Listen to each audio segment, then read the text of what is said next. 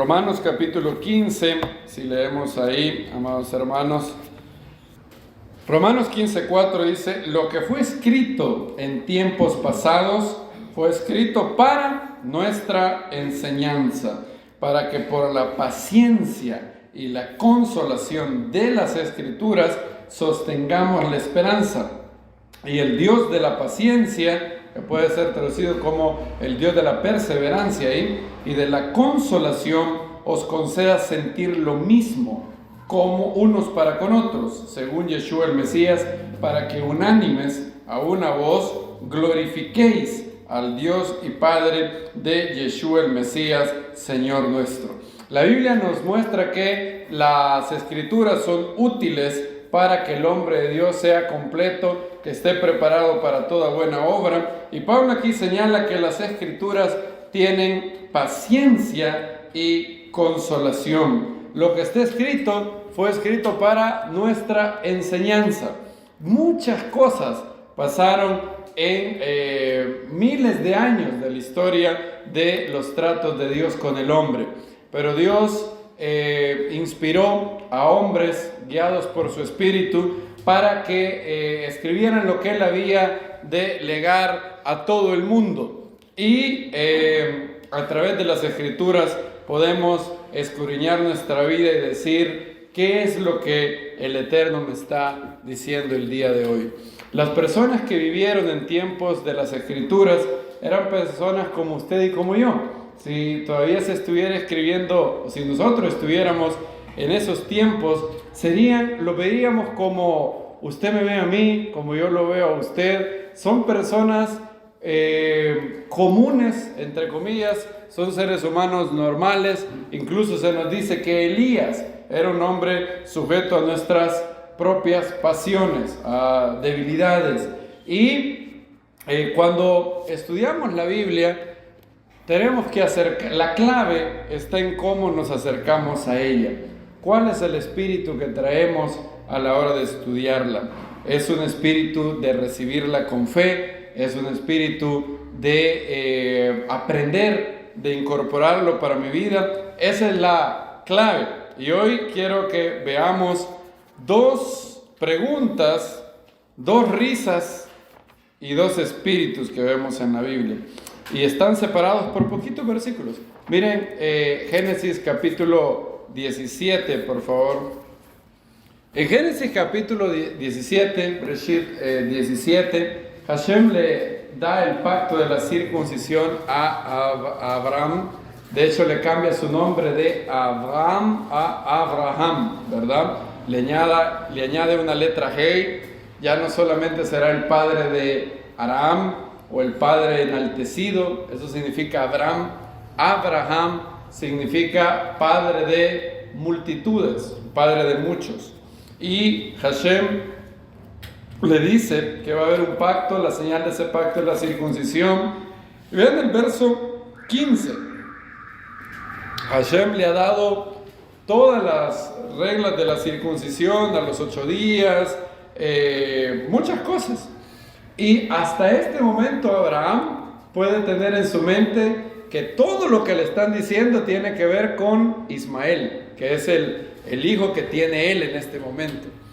Pero en el verso 15, Hashem le dice: dijo también Elohim a Abraham, a tu mujer Sarai no la llamarás Sarai, sino que su nombre será Sara, y la bendeciré, y también te daré un hijo por medio de ella. Sí, la bendeciré, y haré de ella naciones, y reyes de pueblos procederán de ella. Y cayó Abraham sobre su rostro, y se rió, y dijo en su corazón, así dice el hebreo, bilbo, en su corazón, en sus adentros. O sea, no lo exteriorizó, solo fue algo que él pensó. Y dice: hombre de 100 años le habrá de nacer un hijo, y Sara dará a luz con 90 años. Abraham dijo a Elohim: ¿quién diera Ismael viva delante de ti? Pero dijo Elohim: de cierto, Sara tu mujer te dará a luz un hijo, y tú llamarás su nombre Isaac, y estableceré mi pacto con él por pacto perpetuo para su descendencia después de él. Esta es la primer risa que vemos con respecto a Isaac. Hashem le hace una promesa a Abraham y su actitud es una actitud de adoración, porque él, ¿qué dice que pasó? Cayó sobre su rostro. Él adoró al Eterno por esa promesa. Pero al mismo tiempo, y como vimos hace un tiempo, la fe y la duda pueden coexistir. La duda no es lo contrario a la fe. Lo contrario a la fe es la incredulidad. La incredulidad es una decisión obstinada de no creer lo que tengo, lo que sé que es verdad. La duda es todo lo contrario. La duda no es contraria necesariamente a la fe. Alguien que cree algo con 70% de certeza aún puede tener dudas, pero tiene dudas precisamente porque lo cree, ¿verdad? Generalmente uno solamente duda de aquello que cree, ¿verdad? Y Abraham se postra, pero se ríe en su corazón y dice: un hombre de 100 años va a tener un hijo. Sara a los 90 años dará a luz. Ahora, algo muy similar pasó con Sara. Vean en Génesis capítulo 18, 10. ¿Alguien que lo lea, por favor? Génesis 18, 10. Y dijo, volveré a Génesis 18, 10. Y dijo, volveré a ti sin falta, según el tiempo de la vida. Y he aquí que tu mujer, Sara, tendrá un hijo. Y Sara escuchaba a la entrada de la tienda, pues estaba detrás de él. Sigo. Y Abraham y Sara eran ancianos, entrados en día, y Sara le había cesado la costumbre de las mujeres. Y se rió Sara en sus adentros, diciendo: después de mi menopausia he de tener placer, siendo mi señor ya anciano. Hasta ahí. Bien. Estamos hablando de que los dos se ríen, ¿verdad? Ahora dice: entonces dijo el Eterno a Abraham: ¿por qué se ha reído Sara así, diciendo: ¿es cierto que daré a luz cuando ya soy vieja? ¿Acaso hay algo imposible para el Eterno? En el momento señalado volveré a ti, según el tiempo y la vida. Sara tendrá un hijo. Pero Sara negó diciendo: no me he reído, pues tuvo miedo. Pero él dijo: no, realmente te has reído. ¿Cuál es la diferencia entre las dos risas? Abraham está postrado, ¿ok? Y Sara, pues no se nos dice que tiene una actitud, ¿ok? Perfecto. Esa es una. Ajá. Había incredulidad en la risa de ella. En la risa de ella hay incredulidad. ¿Cómo sabemos? Por lo que dice. Lo que dice, por lo menos cómo se ha traducido: ¿será cierto? Después de mi menopausia. Ajá. Siendo mi esposo viejo. Pero eso es algo similar a lo que dice Abraham, ¿verdad? Abraham dice 100 años, Sara tiene 90. Ahora, sí parece haber incredulidad. ¿Cómo sabemos que hay incredulidad en ella? Por el verso 14. Ajá. Por El poder del Eterno. Ajá. Correcto. Hashem tiene que recordarle que ¿acaso hay algo imposible para el Eterno? O sea, Hashem en ella supo que había algo que no había en Abraham, ¿verdad? En el caso de Sara, su risa era una risa de incredulidad, de cinismo, si hubiera hablado inglés hubiera dicho: come on, sí, ajá, yo de 90 voy a tener hijos, nah. Esa era la risa de Sara. Ahora, ¿qué había en la risa de Abraham entonces? ¿No había incredulidad? ¿Había qué cosa? Duda, muy bien. Asombro, sí, podría ser una risa que no es de incredulidad, sino de asombro. Sí tiene duda, al parecer hay duda en Abraham, pero es una duda generada por el asombro, no por la incredulidad. Hay otra pareja de preguntas en la Biblia que nos pueden dar más luz, y está en Lucas capítulo 1, Génesis 17 y Génesis 18. La gran diferencia en torno a los hechos es una: Sara es reprendida por Dios, Abraham no es reprendido por Dios, ¿verdad? Eso es podemos especular muchas cosas, pero los hechos indubitables son esos. Cuando Sara se ríe, Hashem la amonesta, la reprende y le dice, ¿por qué se ha reído Sara? ¿Qué significa esa risa de Sara? ¿Hay algo imposible para Dios?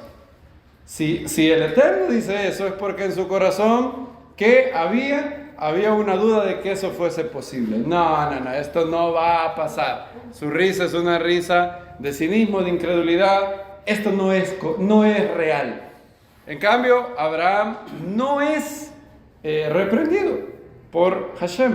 De hecho, Hashem procede a darle una explicación. ¿Por qué razón Sara es reprendida y Abraham no? Alguien podría decir, bueno, porque, no sé, quizás la Biblia es machista y la tiene contra la mujer. Como Sara es mujer, la agarraron con ella. Bueno, vean Lucas. Ahora tenemos también una pregunta que es muy similar y vamos a ver. Zacarías es un sacerdote, no tiene hijos, es el esposo de Elizabeth y está en el templo sirviendo a Dios, cuando a la derecha del altar se le aparece un ángel y el ángel le da buenas nuevas y le dice que él va a tener un hijo. Y no solamente esa es una buena nueva, pero no solamente eso, va a tener un hijo y ese hijo va a ser el Elías que había de venir, va a ser un profeta que va a tener el sentir de Elías. Miren el verso 15, será grande delante del Señor, Lucas 1:15, no beberá vino ni licor y será lleno del Espíritu Santo, aún desde el vientre de su madre. Convertirá muchos de los hijos de Israel al Señor Dios de ellos e irá delante de él con el espíritu y el poder de Elías, para hacer volver el corazón de los padres a los hijos y los rebeldes a la prudencia y los justos, a preparar para el Señor un pueblo bien dispuesto. Una gran promesa. Vas a tener un hijo, no solamente vas a tener un hijo, ese hijo es el que va a venir en el espíritu y el poder de Elías. ¿Cuántos creen que es una gran promesa eso? Una promesa increíble. Y además, ustedes están en el templo y ven un ángel que se le aparece y les dice esto. Miren lo que dice Zacarías. ¿Cómo sabré esto? Porque soy anciano y mi mujer avanzada en días. Muy similar a lo de Abraham. Miren lo que dice el ángel. Respondiendo el ángel, le dijo, yo soy Gabriel, que asisto en la presencia de Dios, y he sido enviado para hablar contigo y anunciarte estas, ¿qué? Buenas nuevas. He aquí, estarás mudo y sin poder hablar hasta el día que lleguen a suceder estas cosas. ¿Por qué? Por cuanto no creíste a mis palabras, a las cuales serán cumplidas a su debido tiempo. Y eso fue exactamente lo que pasó. Aquí Zacarías es amonestado, reprendido por no creer ¿a qué? A las palabras del ángel. Miren un poquito más adelante, Lucas 1:26. El mismo ángel Gabriel lo mandan ahora a donde una mujer en Nazaret de Galilea y dice, al 6º mes el ángel Gabriel fue enviado por Dios a una ciudad de Galilea, cuyo nombre era Nazaret, a una virgen desposada con un varón cuyo nombre era José, de la casa de David, y el nombre de la virgen era Miriam. Y entrando en donde ella estaba, dijo, te saludo muy favorecida, el Señor está contigo. Ella se turbó mucho por esta expresión y se preguntaba qué clase de salutación sería esta. El ángel le dice, no temas Miriam, has hallado gracia delante de Dios, he aquí quedarás encinta y darás a luz un hijo y llamarás su nombre Yeshua. Este será grande y será llamado Hijo del Altísimo, y el Señor Dios le dará el trono de David su padre. Reinará sobre la casa de Jacob por los siglos y su reino no habrá fin. Entonces Miriam dijo al ángel, ¿cómo ocurrirá esto? Puesto que no conozco varón. Fíjense la pregunta de Miriam. ¿Cómo ocurrirá esto? Puesto que no conozco varón. Respondiendo al ángel le dijo: el Espíritu Santo vendrá sobre ti y el poder del Altísimo te hará sombra, por lo cual, por esto es que lo nacido será llamado santo e hijo de Dios. ¿La reprende el ángel Gabriel a María? No. ¿Y a quién sí reprendió? A Zacarías. ¿Por qué? Otra vez. Su posición, su grado que tenía, se nos cuenta históricamente que ya los sacerdotes kosher habían desaparecido, los reushim que habían ahí. De hecho, él dice: ¿cómo sabré esto? ¿Cómo sabré si esto es verdad? ¿Verdad? Es lo mismo que dice Sara. ¿Es cierto que yo voy a hacer esto? Miren la pregunta de Miriam. La pregunta de Miriam es: ¿cómo ocurrirá esto? ¿Tiene dudas Miriam de que va a ocurrir? No, no tiene dudas que va a ocurrir. Ella cree en las palabras que el ángel le dice. Lo único que quiere saber es: hay algo que no estoy entendiendo. Yo nunca no he conocido varón. Los niños tienen que tener papá y mamá. ¿Cómo es que voy a...? ¿Cómo es esto? Y el ángel le explica que dentro de su vientre va a haber un milagro, algo que no será natural, será sobrenatural. El Eterno va a crear un nuevo ser en su vientre sin necesidad de relaciones íntimas. Y ella no tiene incredulidad.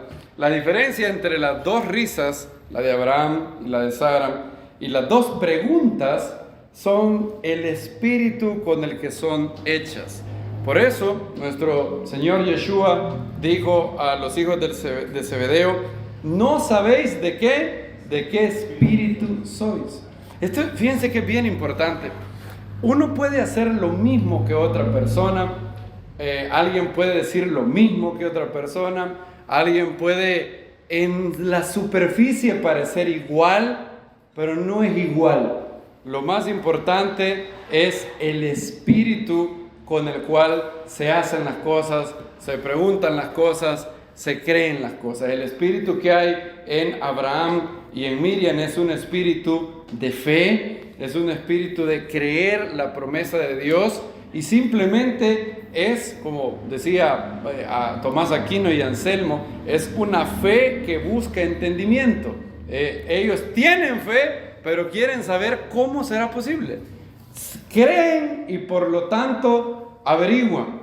Creen y por lo tanto quieren entender. La fe no es contraria para nada al conocimiento. De hecho, la fe está basada en el conocimiento, como lo hemos dicho, en el conocimiento de lo que Dios ha revelado. La fe no tiene miedo de la verdad, todo lo contrario. La fe está basada, dice Efesios capítulo 4, en la justicia y santidad de la verdad. La verdad es nuestra mayor arma. ¿Cuál es la mayor arma del maligno? La mentira. La mayor arma del creyente, bueno, una de las mayores armas es la verdad. Las cosas que son conforme a la realidad. Y la verdad que está reflejada en la creación, está reflejada en la revelación, la evidencia que Dios ha dado de su bondad, de su ser, de sus tratos para con el hombre, están por doquier. Como dice el Salmo 19, los cielos que relatan la gloria de Dios. El firmamento anuncia la obra de sus manos. Si ustedes ven una pintura hermosa, nadie piensa que esa pintura se hizo a sí misma. Todos sabemos que una pintura necesita un pintor. Todos sabemos que un reloj necesita ¿qué? Un relojero, decía William Polly. Todo diseño, entre más intrincado, entre más complejo es, presupone un diseñador, el famoso argumento teleológico. Y en el mundo, bueno, en su cerebro, ¿saben cuál es la complejidad del cerebro? Es tanta que aún los científicos lo están explorando. Cada una de sus neuronas tiene la capacidad de tener interacción con trillones de otras. Los surcos neuronales que forman, y es inconcebible pensar que todo eso un día solo ¡puf!, surgió de la nada. Esa teoría es un cuento de hadas para adultos, para alguien que puede creer eso. Y la Biblia nos muestra que también el Eterno, aparte de la revelación en la creación, nos ha dado revelación en las páginas de las Escrituras. ¿Cuál es nuestro espíritu a la hora de oír las promesas de Dios? Usted dirá, si a mí se me apareciera un ángel, yo no dudaría. Sí, claro, Zacarías, terco ese hombre. Sara también, eran ángeles. Yo, si se me aparece un ángel, pues lo creería. ¿Está seguro? Hay gente que ha dudado de eso incluso. Una vez, en un debate entre el gran filósofo creyente William Lane Craig y no recuerdo cómo se llamaba el otro ateo. El ateo era un señor gordito, se me ha ido el nombre. Y estaban hablando sobre la resurrección. Y William Lane Craig presentó la evidencia histórica a favor de la resurrección. Y el ateo era muy cáustico y le decía que él necesitaba más evidencia para creer. Y le decía, ¿qué tipo de evidencia te convence? ¿Qué tipo de evidencia te convencería a ti? Y él le decía, no sé, tal vez un video, que me pusieran un video de la resurrección, cuando el ángel llega, abre el sepulcro, entonces que se pudiera ver en video, aunque pensándolo bien, le dice el ateo, yo diría que quizás Steven Spielberg tuvo algo que ver si me presentara esa cinta. Entonces, no sé.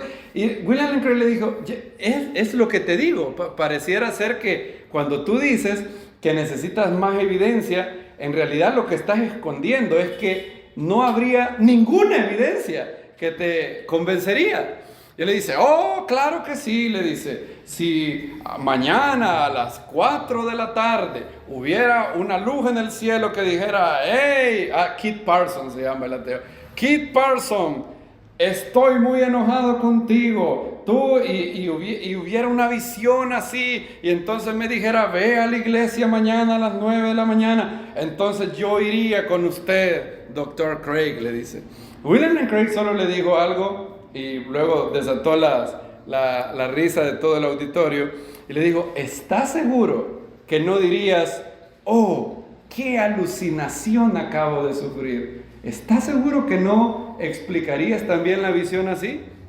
Y es probable. En la novela de Charles Dickens hay un hombre le aparece en una visión a ¿cómo se llama? Scrooge, creo que se llama el famoso villano de esa novela, y le dice, ¿ahora crees en mí? Le dice esta visión. No, le dice, no creo en ti.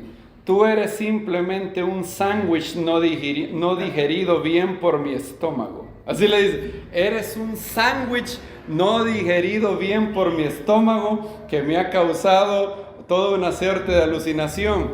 Luego la visión que está teniendo hace algo en el mundo real para que Scrooge se dé cuenta que no es una alucinación, y Scrooge luego en la novela al menos cae tendido a los pies después de realizar. Lo que quiero decir, la persona que dice al oír esto, pero es que eso está fácil, sí, así con un ángel cualquiera cree.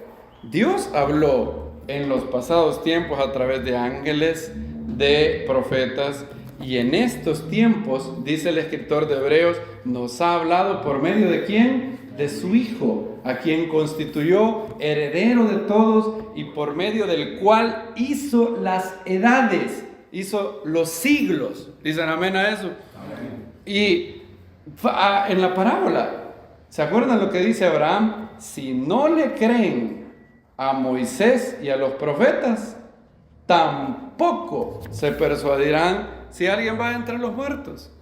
Miren el segundo libro de Reyes, capítulo 6. Es 7 de hecho. Hay un hambre terrible en Samaria. Está todo caro. Si alguien se puede relacionar con eso. El verso 6:25. Dice cómo había sido la hambruna en Samaria.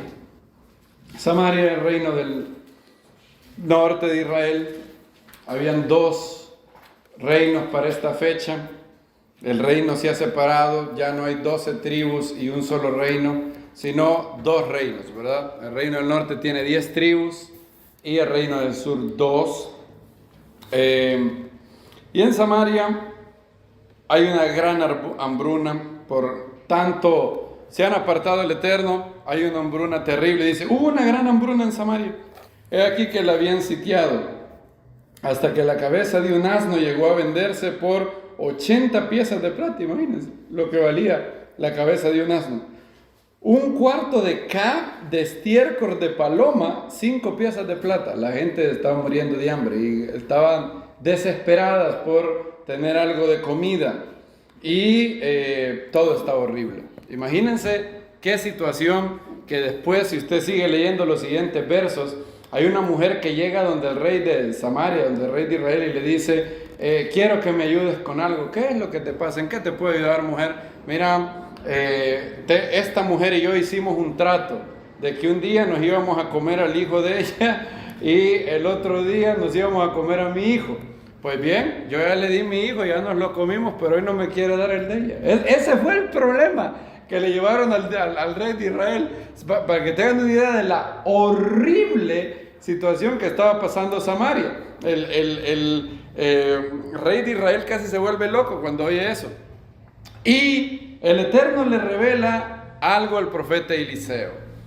Segundo libro de Reyes 7:1. Eliseo dijo, oíd palabra del Eterno. Así dice el Eterno, mañana a esta hora, 1 medida de flor de harina por 1 siclo, 2 medidas de cebadas por 1 siclo en la puerta de Samaria. Sería el equivalente que yo dijera, mañana el cartón de huevos a 1 cora, algo así. Mañana, ¿qué es lo que está caro? Está el cartón de huevos, el queso. Imagínense que yo dijera, hermanos, mañana 2 cartones de huevo por 1 cora, 2 libras de queso por 1 cora. Así fue eso. Y ahora, multiplíquelo por 1000 eso, porque usted no se está muriendo de hambre. A juzgar por nuestro aspecto, todavía no estamos ahí. Todavía estamos un poco... y aquí esta gente se está muriendo de hambre. Entonces, y Eliseo viene y dice, mañana 2 cartones de huevo a 25 centavos de dólar. ¿Y cuál es la reacción que tuviéramos a eso? Miren lo que dice el verso 2. Entonces el capitán, sobre cuya mano se apoyaba el rey, respondió al varón de Dios, diciendo, aún haciendo el Eterno ventanas en los cielos, ¿sucederá tal cosa? Aquí vemos otra vez la voz del cinismo, la voz del fatalismo, la voz de la incredulidad. Eliseo no es una persona común. Eliseo, en este momento, Eliseo ya ha sido probado que es un profeta verdadero. Tan profeta verdadero era que este mismo, el rey de Israel, tiene el profeta Eliseo le revelaba grandes cosas al rey de Israel, que no podían saber dónde estaban los sirios y todo eso.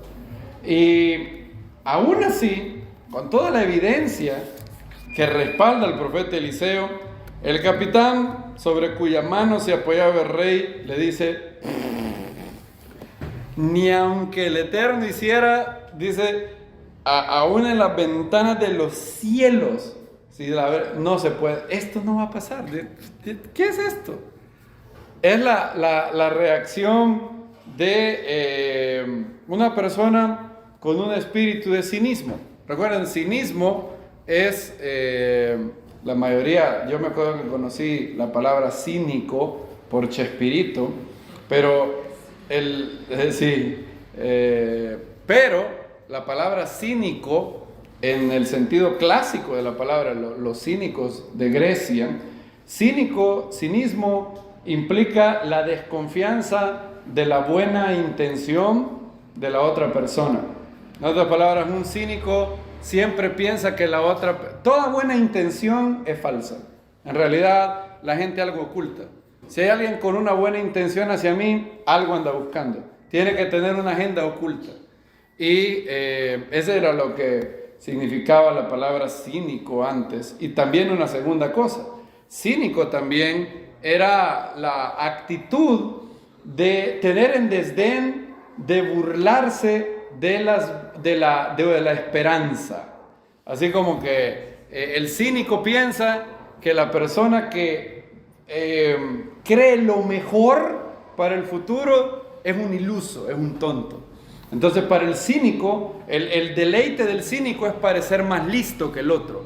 Es como que, pobre iluso, piensa que mañana esto va para mejor, todo va para peor. Y quizás el único consuelo, porque se imaginan una vida viviendo con una mentalidad así.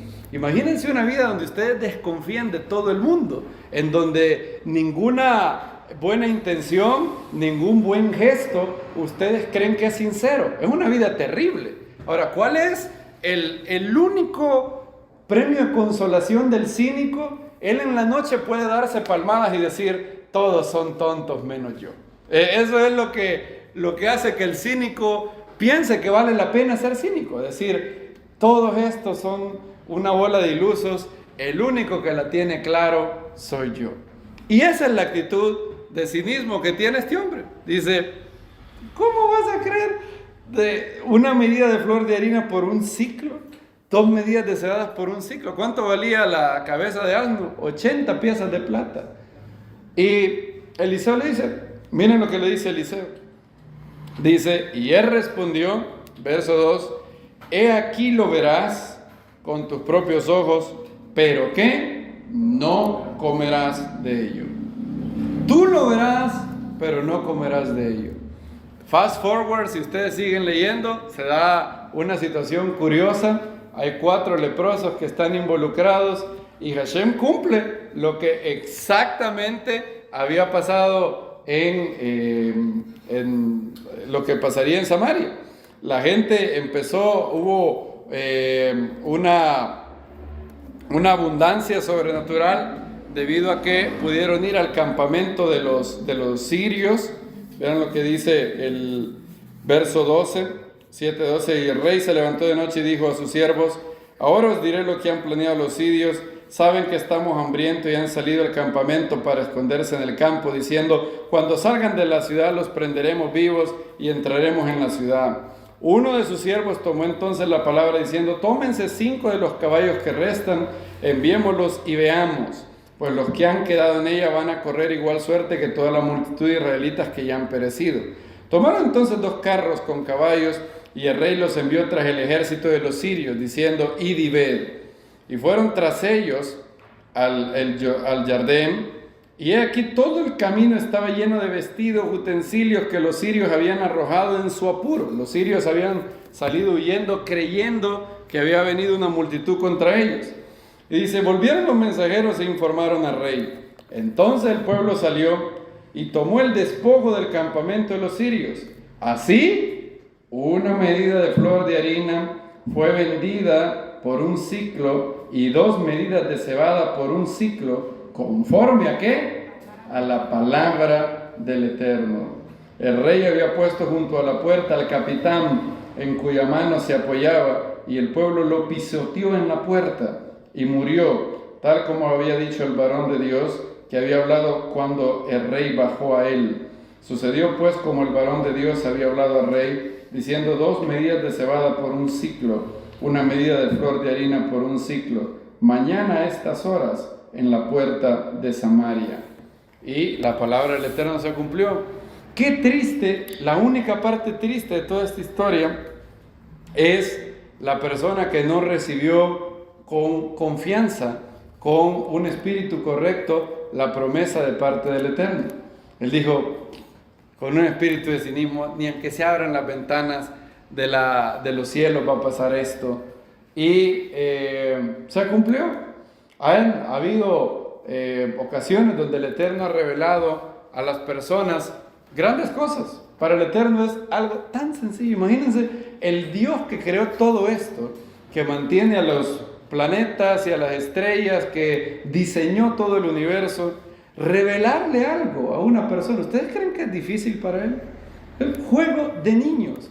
Para los científicos cada vez nos conocen más de cómo inició la creación, Y gracias a Einstein, a Hubble, a Arno Penzias y Robert Wilson, sabemos sobre la explosión que luego alguien, haciéndole burla, le llamó Big Bang. Fred Hoyle le llamó así al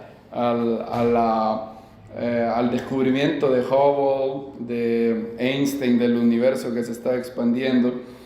Y hoy es una teoría prácticamente probada a 5 dígitos decimales. Es prácticamente indubitable que la manera en cómo Dios creó al mundo es que antes no había nada de materia y de repente ¡boom! Y el universo se sigue expandiendo hasta el día de hoy.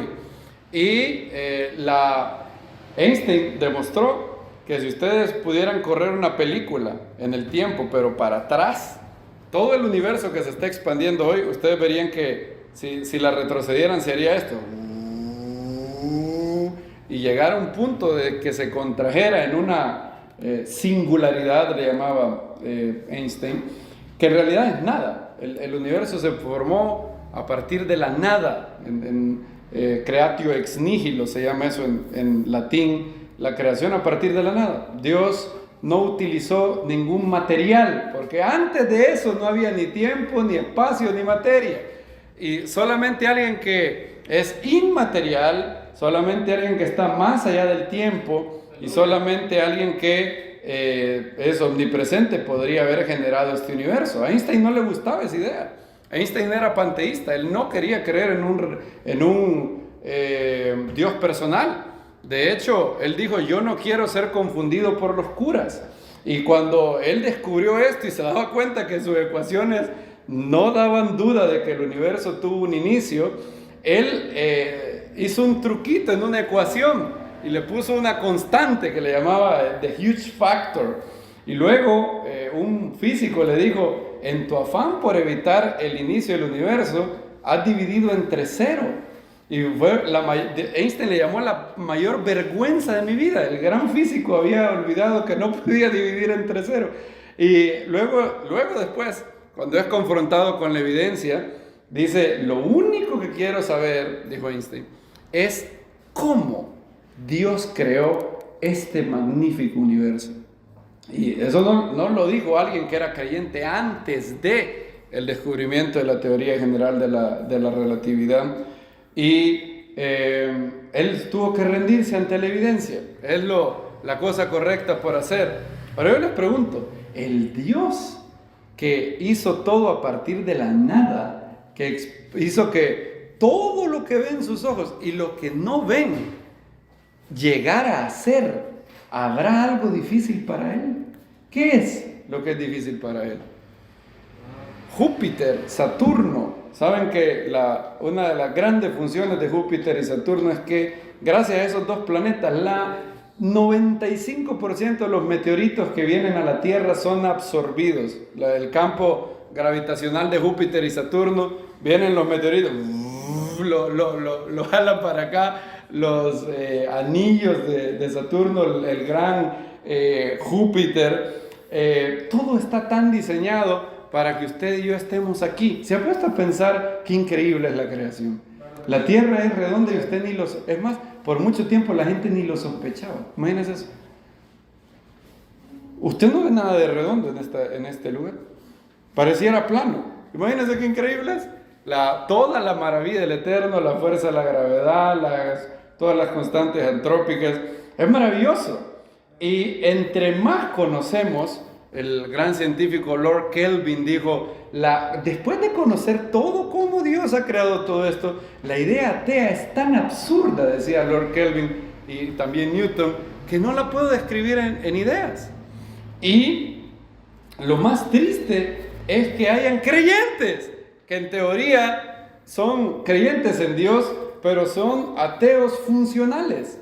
Son creyentes de nombre, pero viven como que si Dios nunca va a intervenir en su vida. No dan espacio a lo sobrenatural, no confían en Dios. Hay promesas de la Biblia para todos nosotros. Mi Dios, pues, suplirá todo lo que os haga falta conforme a sus riquezas en gloria en Yeshua el Mesías. Esa es una promesa. No te dejaré ni te desampararé. Una promesa tan bonita, tan sencilla. Con solo esa promesa, decía Charles Spurgeon, yo puedo vivir. Con solo esa promesa. No te dejaré ni te desampararé. Dios estará conmigo. ¿Habrá algo más maravilloso que Dios esté conmigo? No. ¿Qué me puede faltar si lo tengo a Él? Nada me puede faltar. El Señor es mi pastor, nada me faltará. ¿Dice el Salmo 23? No, no dice así. El texto hebreo dice, Mismor le David Adonai Roí lo etzar. Ahí no dice, literalmente el hebreo dice, el Eterno es mi pastor, no faltará. Pero como no está gramaticalmente explícito qué es lo que no faltará, el traductor le puso nada, ¿verdad? Porque dijo, ¿qué es lo que no faltará? Bueno, de pronto nada me faltará. Entonces, para hacerlo fácil, el traductor dijo, bueno, hay que añadirle nada, ¿verdad? Pero en realidad el hebreo lo que quiere decir es, el Eterno es mi pastor, no faltará. ¿Quién no faltará? Él no faltará. Y si lo tengo a Él, lo tengo todo. Todo lo tenemos. Todo. ¿Significa eso que no, que todo es color de rosa en la vida? No. La Biblia habla de que el justo estará en tribulación. Muchas son las tribulaciones del justo, pero de todas ellas el Eterno lo librará. ¿Significa eso que no hay creyentes que pasan horribles enfermedades? No, sí. ¿Significa que estamos exentos del mal, exentos del sufrimiento en este mundo? No, querido hermano, la vida con Yeshua no es la falta de sufrimientos en esta vida, sino la suma del poder de Dios para enfrentarlo y para poder pasar en medio del fuego tomados de la mano del Eterno.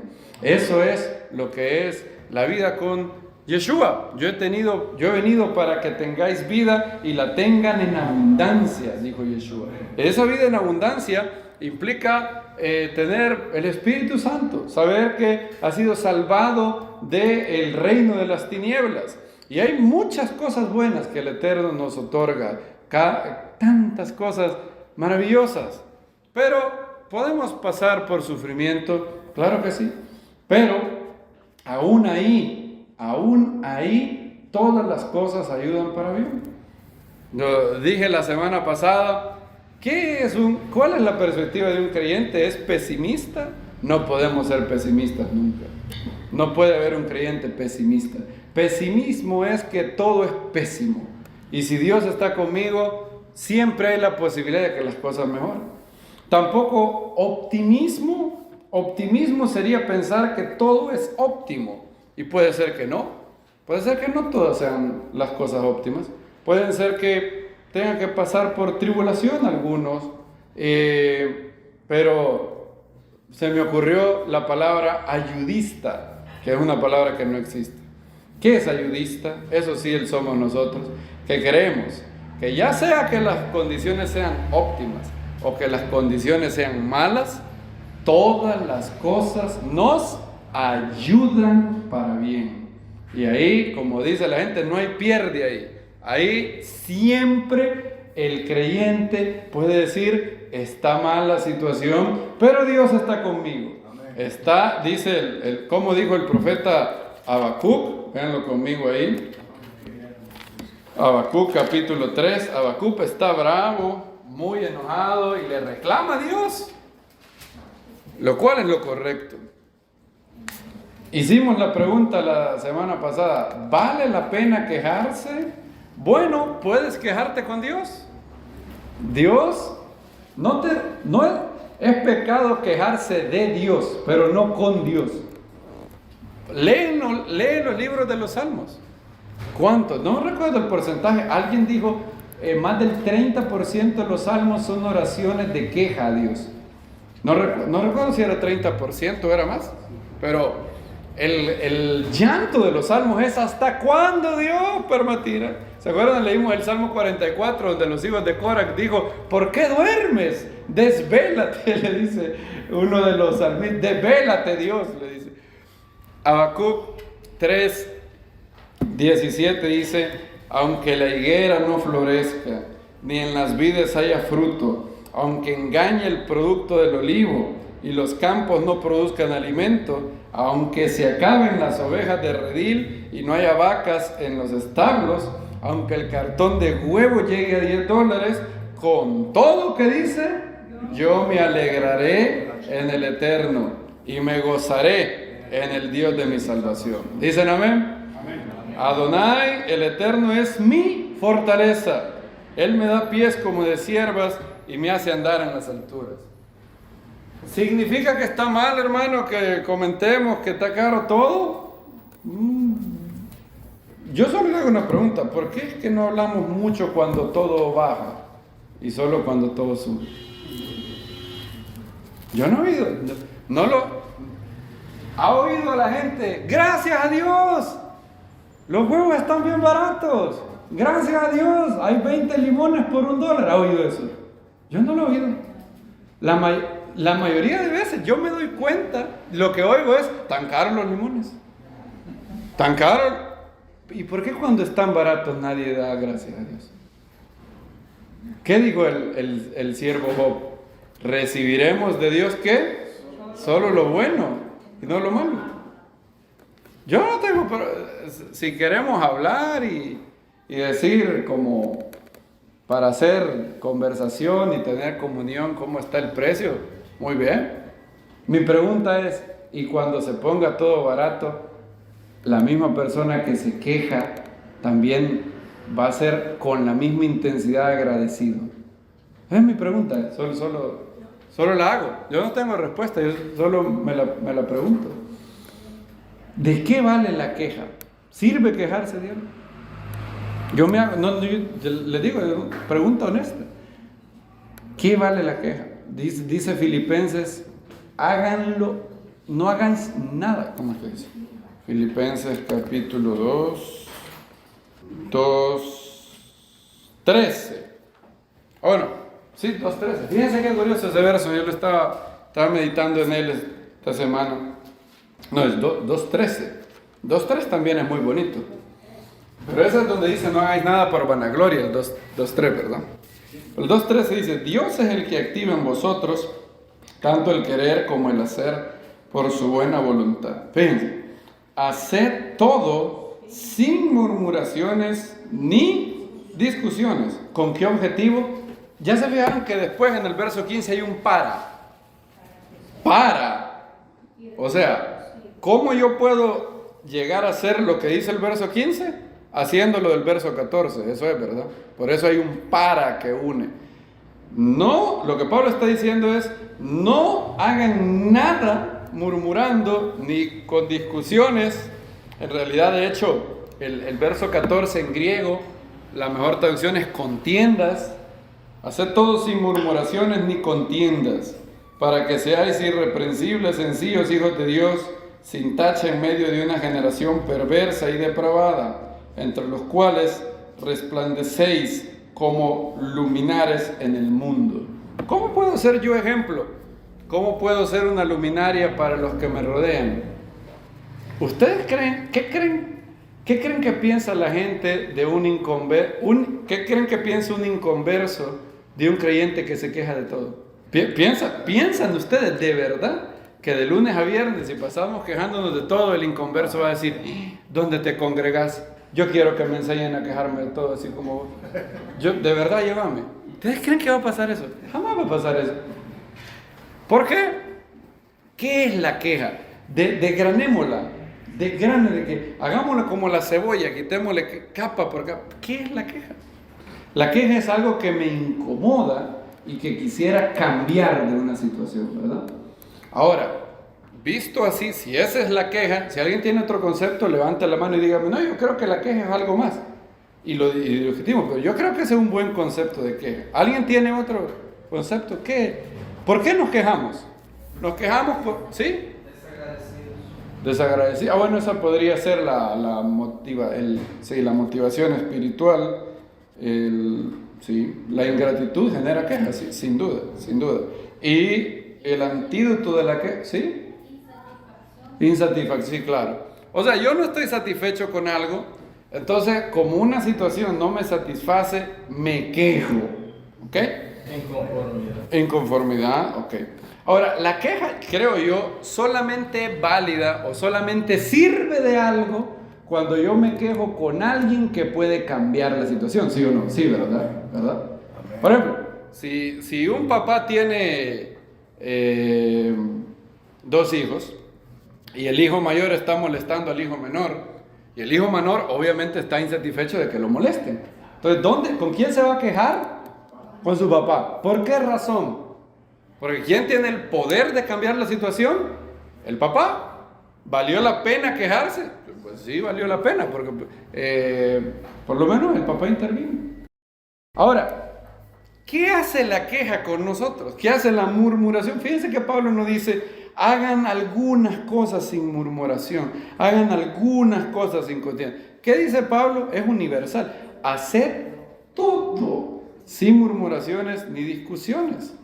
De hecho, también Tito, cuando Pablo le escribe a Tito, le dice que enseña a la gente a no ser respondona a los siervos. Bien, Tito 2:6 exhorta también a los jóvenes a que piensen con sensatez, mostrándote en todo como ejemplo de buenas obras, con pureza de doctrina, con dignidad, otra vez la palabra, con palabra como sana e irreprochable, para que el adversario sea avergonzado, no tenga nada malo que decir acerca de nosotros. A los siervos que se sometan a sus amos en todo, que sean complacientes, no respondones. Me acuerdo cuando yo estaba estudiando los escritos apostólicos y leí esto. Yo lo subrayé y lo empecé a escribir.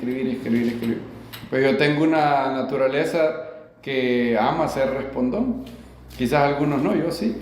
Entonces para mí era importante subrayar eso. Subrayé otro verso que está en 1 de Pedro capítulo 2, donde Pedro dice, los siervos tienen que servir a sus amos, no solamente a los agradables, sino también a los difíciles de llevar. Fíjense, primera de Pedro, creo que es 2:18, sí.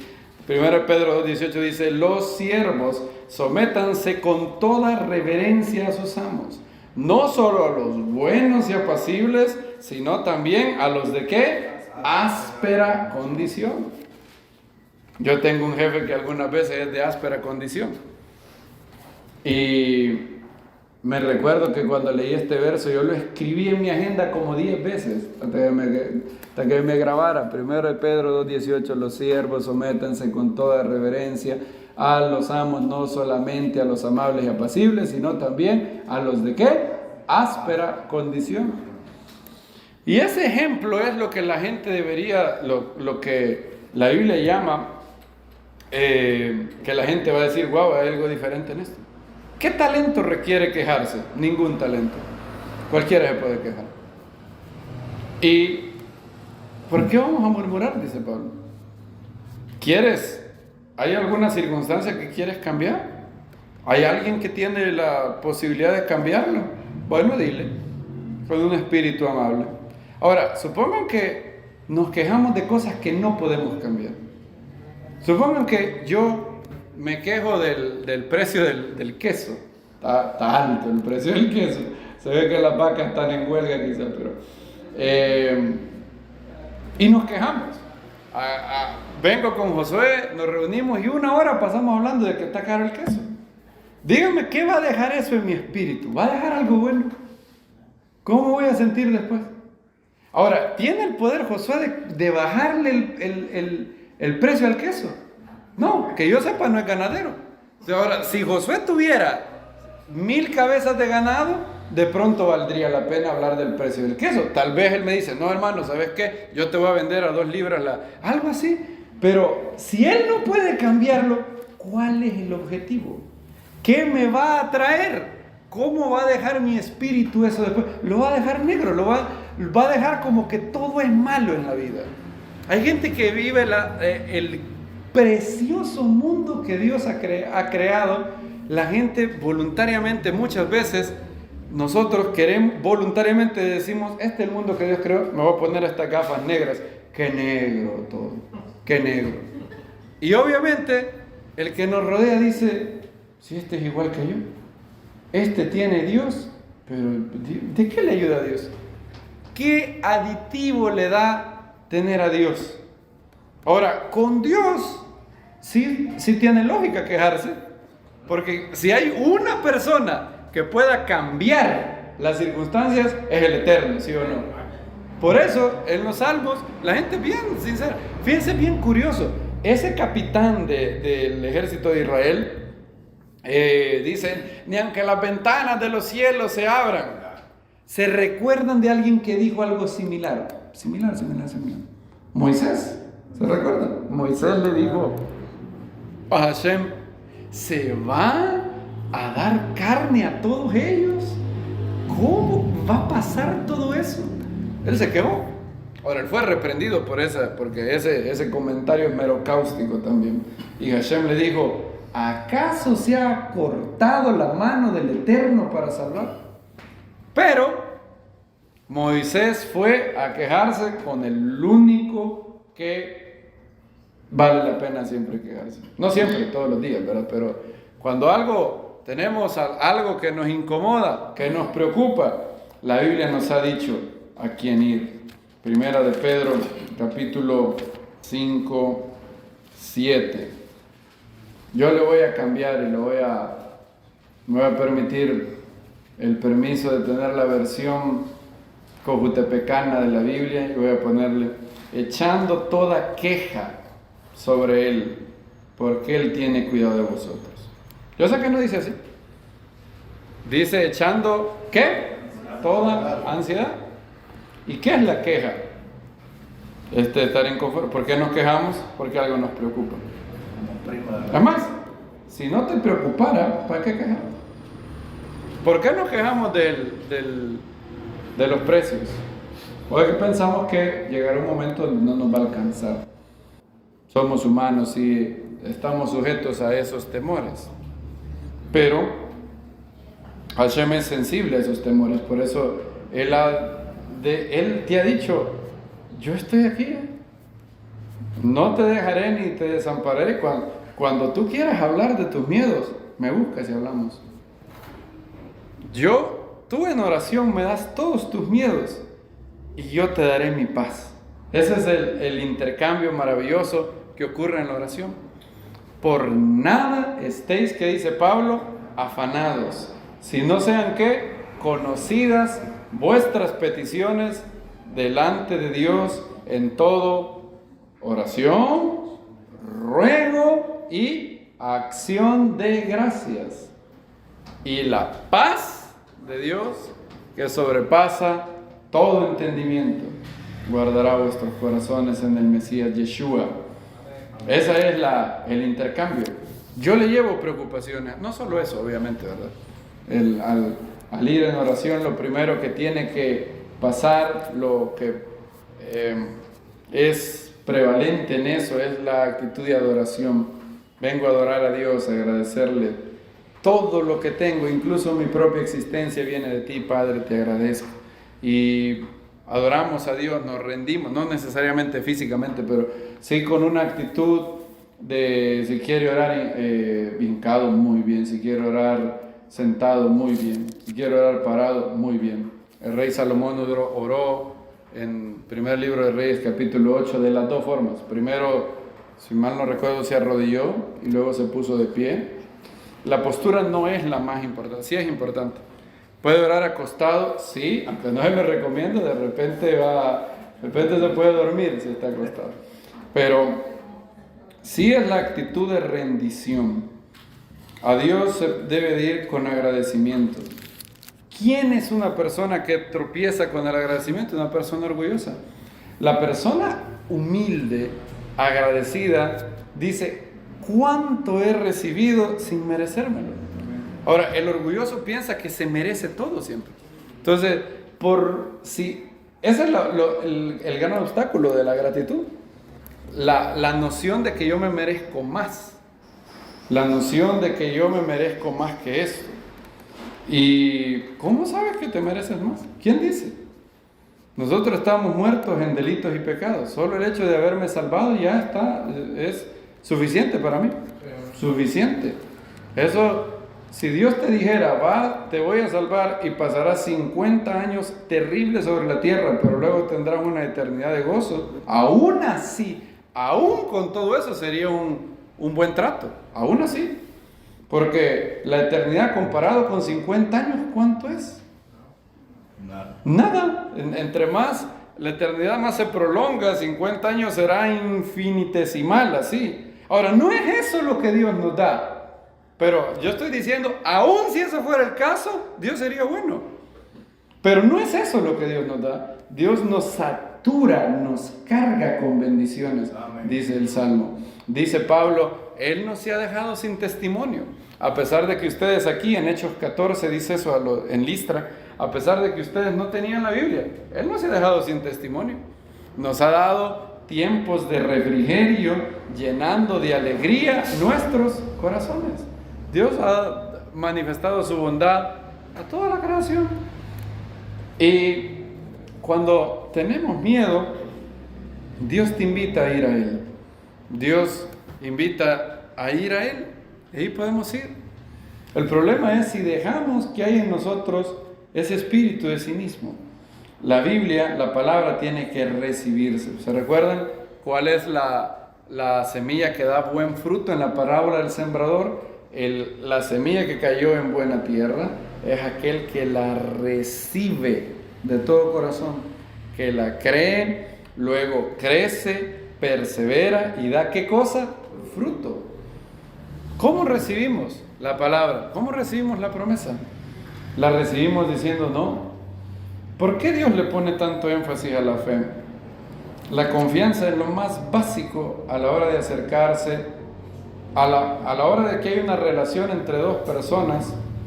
¿Qué puede sustituir, qué puede reemplazar la confianza?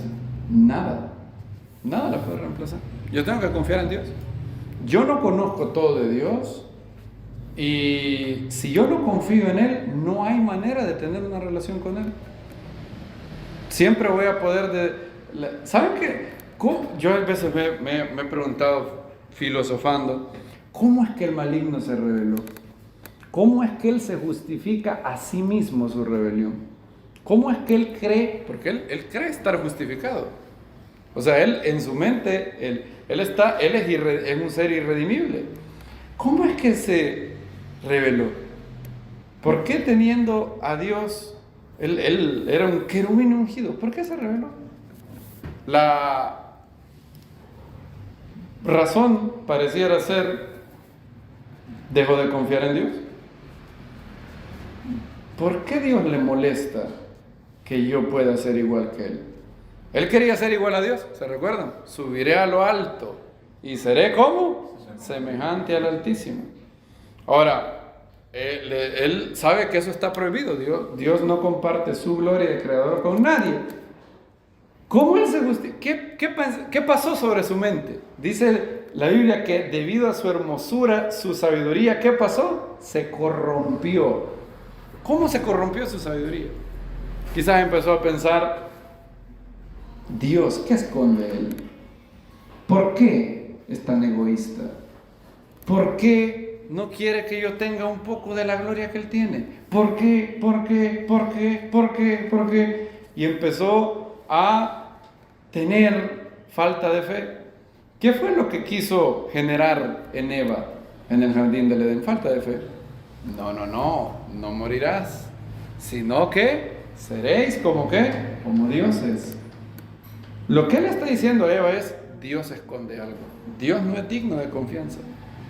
Y una vez uno quita la confianza en Dios, no hay nada que pueda reemplazarla. Nada. Porque tú siempre podrías creer que Dios tiene un motivo oculto, un motivo malvado de privarte de algo. Alguien podría llegar a creer eso. Por eso dice la Biblia, sin fe es como imposible agradar. No puede haber relación humana sin confianza. Por eso es que hay gente que dice, pero la fe, ¿por qué es tan importante la fe? ¿Por qué la Biblia enfatiza la fe? Porque la fe es importantísimo para relacionarse con una persona. Y falta de fe en Dios es un terrible pecado. El pecado de incredulidad equivale a decir, Dios, esto es el pecado de incredulidad, es decirle a Dios a la cara, tú eres un mentiroso, tú no eres fiel. Eso es ser incrédulo. Ser incrédulo equivale a eso, tú eres un mentiroso. Eso es en práctica lo que equivale a la incredulidad. Dice Juan, el que no cree en él le ha hecho a Dios ¿qué? Mentiroso, porque no ha creído en el Hijo de Dios. Y queridos hermanos, hoy vemos en estas reacciones en la Biblia dos caminos. ¿Cuál es el camino que tomaremos nosotros? A la hora de leer la bendita palabra de Dios, tendremos la actitud de ¿y esto será verdad? O tendremos la actitud de Miriam, ¿cómo ocurrirá esto? ¿Cómo es que va a pasar, Dios? Yo sé que va a pasar. ¿Cómo va a pasar? Ayúdame a entender tus caminos. Eso fue lo que Moisés pidió al Eterno, ¿se acuerdan? Si he hallado gracia delante de ti, ayúdame, muéstrame ¿qué? Tus caminos, le dice él en Éxodo capítulo 33. Queridos hermanos, la palabra tiene que ser recibida, y vamos a cerrar con el versículo de Jacobo, Santiago. Baruch Hashem, qué bueno es nuestro Dios. Jacobo 1:21. Por lo cual, desechando toda inmundicia, abundancia de malicia, acoged con mansedumbre la palabra implantada que puede salvar vuestras almas. Acoged. ¿Cuál es mi parte? ¿Cómo es que la palabra puede llegar a implantarse al punto de salvar mi alma? Yo tengo que darle la bienvenida. Esa es la parte.